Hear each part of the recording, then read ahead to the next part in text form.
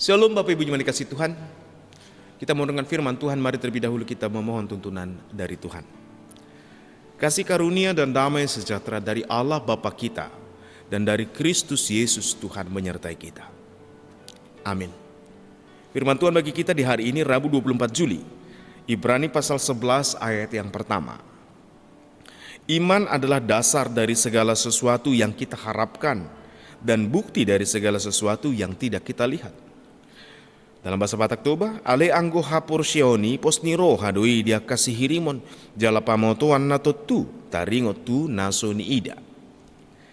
Bapak Ibu cuma dikasih Tuhan, dalam perjalanan hidup kita sebagai orang percaya, orang yang telah dibaptis, yang atas kita nama Kristus disebut, kita disebut sebagai orang Kristen, bukan?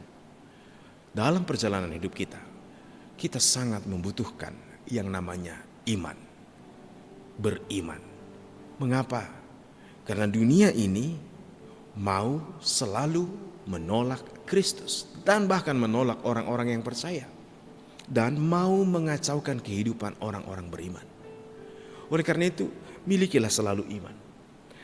Ayat hari ini mau mengajak kita mengingat semua saksi iman. Silakan baca dari Ibrani 11 dari ayat 1 dan seterusnya supaya kita temukan hal yang sangat penting.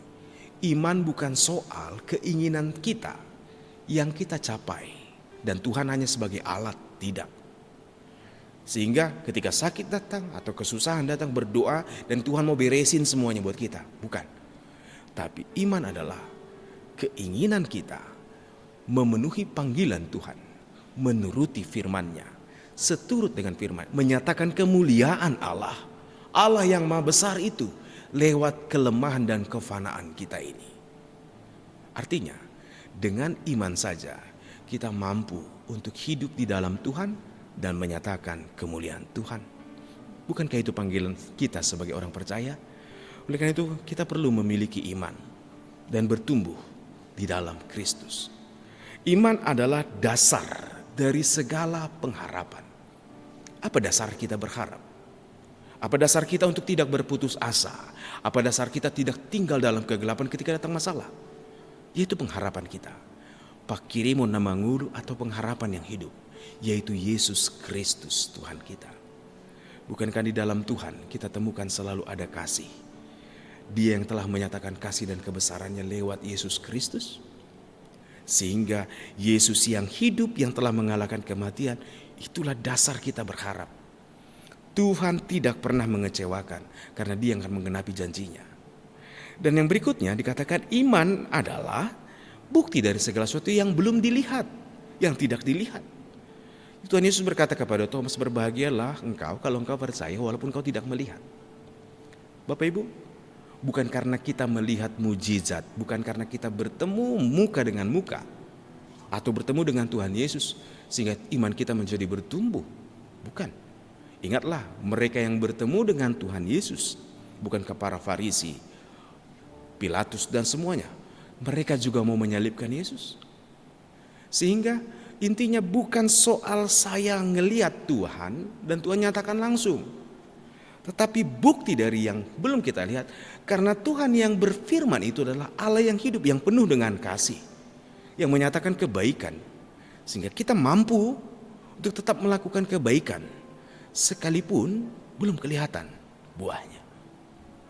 Bapak Ibu yang kasih Tuhan, iman adalah dasar dari pengharapan dan bukti nyata walaupun kita belum lihat. Dan inilah yang dibutuhkan bagi kita orang percaya untuk bisa tetap melakukan tugas panggilan kita di tengah kehidupan kita di dunia ini.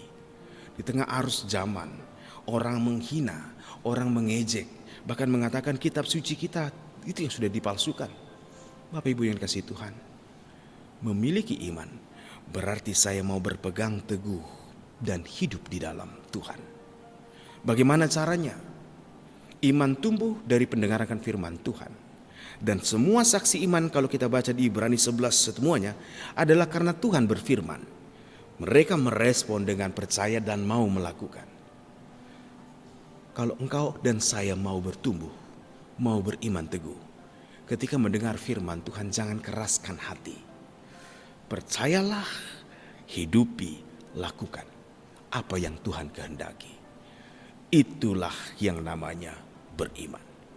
Sehingga apapun yang terjadi, ejekan seperti Nuh yang mengalami ejekan, Abraham yang mulai pikirannya dikacaukan karena hari semakin tua, mereka menyaksikan ketika janji Tuhan firman-Nya digenapi, mereka tetap memuliakan Tuhan.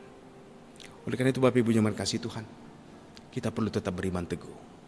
Oleh karena itu jangan biarkan sehari pun engkau tidak mendengar firman Tuhan, tidak mempelajari firman Tuhan. Ketika kita belajar firman Tuhan, iman tumbuh dari pendengaran firman Tuhan, dan iman adalah karya nyata Roh Kudus dalam kehidupan orang percaya yang mau melakukan firman Tuhan. Berimanlah teguh tetap di dalam Tuhan.